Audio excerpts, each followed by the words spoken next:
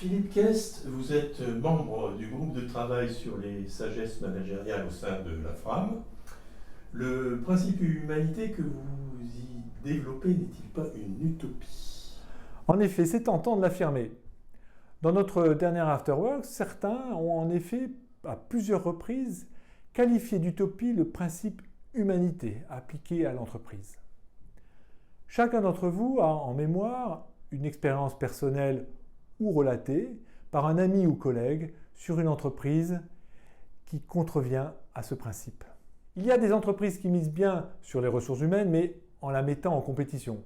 Pour nous, la FRAM, cela limite fortement l'engagement de l'ensemble du corps social.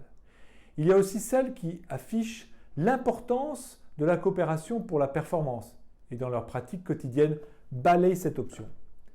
Cette incohérence, cette hypocrisie s'ajoute au premier modèle et parfois transforme l'entreprise en organisation déviante, voire toxique, pour l'ensemble des salariés.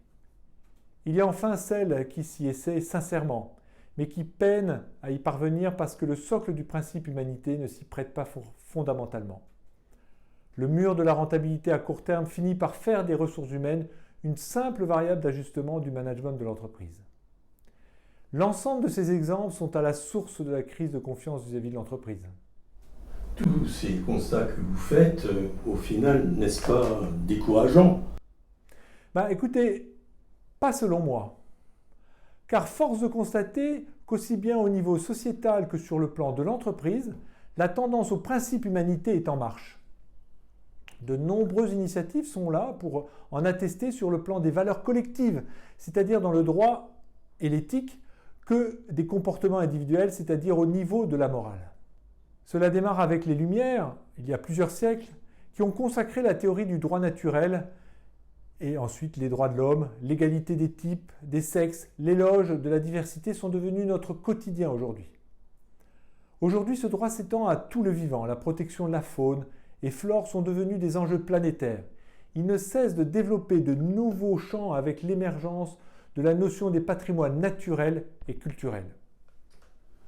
Si on vous écoute, le principe humanité ne concernerait donc pas seulement l'humain, mais également son environnement. En effet, Gérard, ces deux aspects sont liés. L'actualité écologique et environnementale nous questionne chaque jour de plus en plus et nous oriente vers des préoccupations éthiques pour le futur de l'humanité et de la planète. Ou comme le développe Hans Jonas, vers la responsabilité envers les générations futures ou encore vers la bioéthique. Alors ces nouveaux droits que vous évoquez, peuvent-ils à eux seuls conduire au développement du principe humanité simplement émergent aujourd'hui? Ce droit est selon la FRAM, selon nous, l'expression de la volonté collective de vivre ensemble de manière apaisée et constructive selon certaines valeurs qui font consensus ou majorité. Mais au-delà du droit, les individus doivent maintenant rendre compte de leurs comportements moraux. Être dans la légalité ne suffit plus. L'individu doit se situer dans le respect de la dignité, l'honnêteté, l'exemplarité, l'authenticité, notamment pour ceux qui souhaitent exercer des responsabilités collectives. Inutile de rappeler l'actualité récente qui a illustré les conséquences de ces comportements légaux mais immoraux. Très bien. Mais pour en venir à l'entreprise, comment l'entreprise peut-elle s'insérer dans ce principe humanité? Eh bien, elle ne peut être étrangère à ce mouvement de fond, c'est un mouvement sociétal.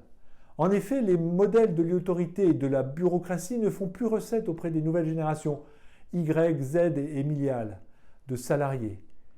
Les entreprises en quête de talent pratiquent politique d'attraction et rétention, s'essaient à développer des pratiques de soins et de coopération envers leurs collaborateurs. Or, elles ne changent pas le logiciel de leur seule valeur monétaire, de la compétition et du court terme. Erreur, car à la première tempête, ces concepts d'image employeur, de façade volent en éclats. Encore une fois, c'est le capital humain qui trinque. Mais ne soyons pas naïfs. Les entreprises qui croient sincèrement au capital humain savent bien par ailleurs que la tempête guette toujours et qu'elle se déclenche un jour ou l'autre. Leur nouveau credo doit être alors la préservation de ce capital humain pour repartir quand la tempête sera passée plutôt que sa liquidation à court terme, source de défiance et d'individualisme.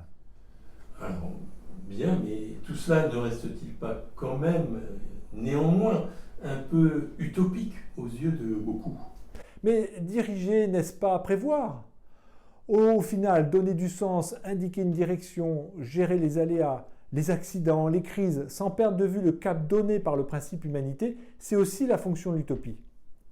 Une communauté humaine sans utopie est une communauté sans espoir. Comment mobiliser, obtenir l'engagement sans espérance? La FRAM porte cette conviction et propose des voies pour la réaliser. La posture équitable du manager est l'une d'entre elles. Ainsi, nous en débattrons lors de notre prochain Afterwork. Donc, vive l'utopie!